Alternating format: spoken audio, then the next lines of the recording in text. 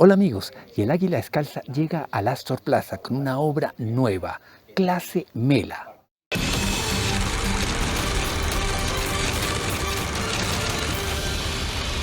Yo creo que desde siempre nació la idea de crear la clase media, desde cuando la mamá le decía, la clase media en ese un principio, de cuando la mamá le decía a mi hijo, a mi hijo estudie, estudie, que lo único que yo tengo para dejarle es el estudio, yo no le voy a dejar herencia, y eso a mí fue fatal, porque yo pensaba que ellos me iban a dejar alguna herencia, que yo iba a tener algo, que ellos iban a morir, y yo iba a quedar tan contento con la casa donde ellos vivían, y me iba a pagar dificultades, pero mi papá era muy gentil con nosotros, en realidad, mi papá nos llevaba a oler carne asada al estadio y con eso nos alimentaban. Entonces, todas esas vicisitudes, todas esas tragedias a las que uno fue sometido cuando estaba niño, la necesidad que tenían los padres cuando montábamos en bus de que uno pasara por debajo de la registradora, haciendo esfuerzos y haciendo grandes sacrificios, dejando de comer inclusive para meter a un hijo a un colegio de categoría, tratando de ahorrar lo más posible para poder conseguir una casita,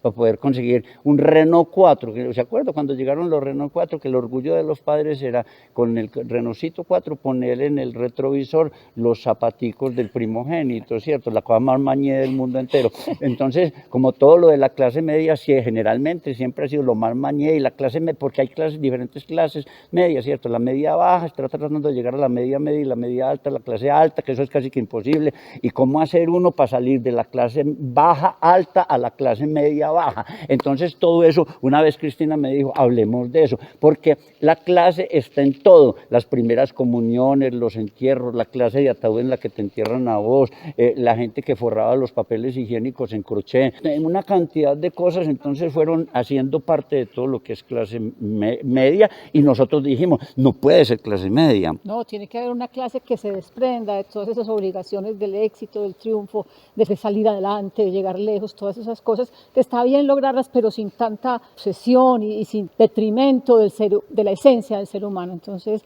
la clase Mela es una clase que se desprende de todo eso, es una clase creativa, es una clase que se la goza.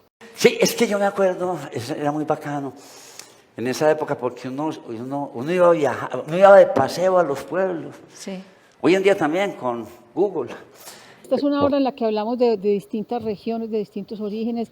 Ahora que estuvimos en la gira por los Estados Unidos también hablamos de esa clase migrante, que es otro país distinto, es un país regado por ese gran país que es los Estados Unidos, que además trae consigo una información y una formación que deja una huella, aun cuando sea una población casi que imperceptible a veces en esa inmensidad. Pero de todo eso hablamos porque estamos tocando las fibras del ser humano, sus emociones, sus sentimientos, todo aquello que le duele, y a partir de lo cual pueden aprender a reír. Los pueblos que yo he conocido en Street View, ay, pues puta, una belleza. Pero en ese tiempo todo quedaba más lejos, muy lejos quedaba. La ceja era en la quinta porra. Era tan lejos la ceja en esa época que uno se podía ir cantando y se gastaba un cancionero para llegar. No, es que la cantada marcaba la diferencia entre transportarse y pasear. Nosotros cuando nos íbamos para Sonsón, no, pues que son otras palabras, y si no hay punto de comparación. Sonsón era en la grandísima hijueputa.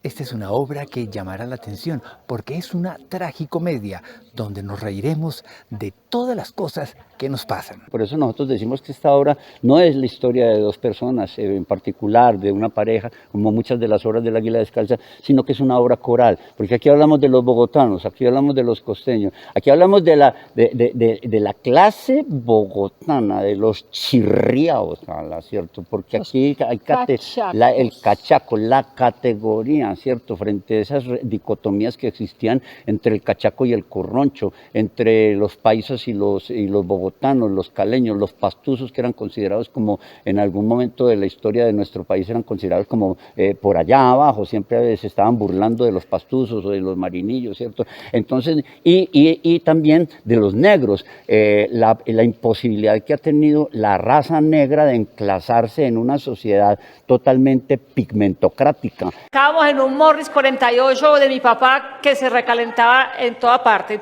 Nos tocaba parar en Río Negro, La Ceja, La Unión, Mesopotamia, que eran las partidas para Bejorral, en derrumbe obligatorio. Y llegábamos al pueblo ya al caer la tarde, eso atestado de gente que iba para misa y no dejaban pasar el carro echando humo, se burlaban.